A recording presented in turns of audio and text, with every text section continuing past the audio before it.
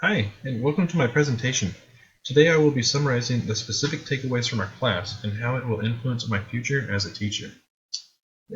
My outline will begin with an introduction, and the introduction will include at least 40 words, 3 sentences, and a thesis. Each body paragraph will include at least 100 words, and the conclusion will be 40 words as well, all commentary. For each body paragraph, it will follow a topic sentence with a concrete detail, 2 of those followed by 2 commentary. And actually, you know what? I don't think this Schaefer's organizational style will be appropriate for this purpose, so let me try this again. My presentation is going to include 6 important takeaways you don't want to forget.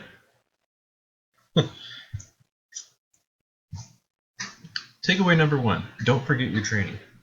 For me, I found there are immediate ways to I need to find immediate ways to leverage technology and give students multiple ways to express themselves in a wide variety of digital formats. To this end, I prepared a cartoon and a few infographics as well, not just for helping me to remember this material, but finding ways that my students can remember this material also and express themselves in digital formats. Takeaway number 2, find a mentor.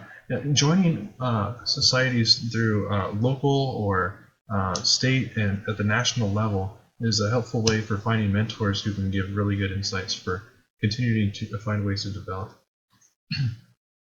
Takeaway number 3, forget your training. Take the advice of other teachers with a grain of salt. Other teachers may unwittingly encourage you to teach in the same poor ways they were taught in school. For example, teachers know everything? Forget it. Students are not empty vessels to fill. An essay is only 5 paragraphs? Forget it. Transferable skills need flexibility. Teach grammar alone? Forget it. Teach grammar in the context of writing. Genre is only form? No. Genre includes cultural resources as well. Go crazy with the red ink? No. It's better to schedule student conferencing in class. Takeaway number 4. Make plans for your distant future. When making plans for your future, consider how you can pursue vocational interests in a professional manner. This site is going to show how I prepared a presentation for comparing vocationalism and professionalism, describing it as a false dichotomy. Attempts to pursue vocation to the expense of professionalism will see diminished returns, as will attempts to pursue professionalism at the expense of vocation. A greater reward will come from identifying a means of simultaneously satisfying both, but the greatest rewards require a third factor, physiology. And so I'm taking a couple pages out of the Good to Great book by Jim Collins to outline how it is our vocation and our professionalism combined with our physiology where we can truly find self-excellence. Next is a takeaway for seizing opportunities for professional growth. So the first 2 books listed here, Curriculum as Conversation and Jim Burke's What's the Big Idea, capture ideas that we've covered in our course so far about teaching knowledge and context, and it's a great resource for inquiry-based teaching. The next is Teaching Adolescent Writers, which is helpful for compiling a writer's toolkit. Papers helps with streamlining the paper grading process, and Rewriting helps to create things to do with quotes. Finally, the main takeaway. No matter what, don't forget your training.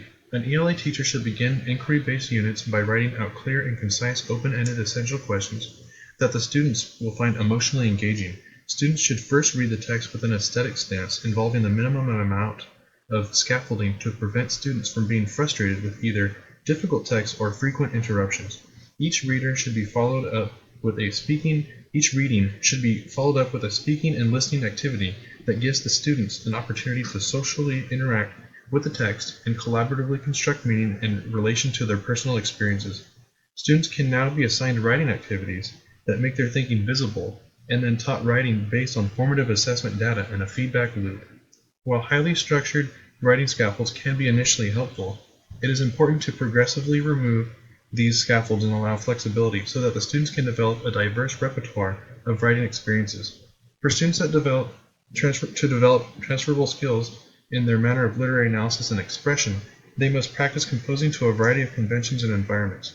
A skillful teacher will sustain their students' interest throughout this process with authentic assessments that prepare the students to independently answer the essential question in their own terms using their own independent critical thinking and with clear and coherent writing that has a development and organization and style appropriate for the task, purpose, and audience.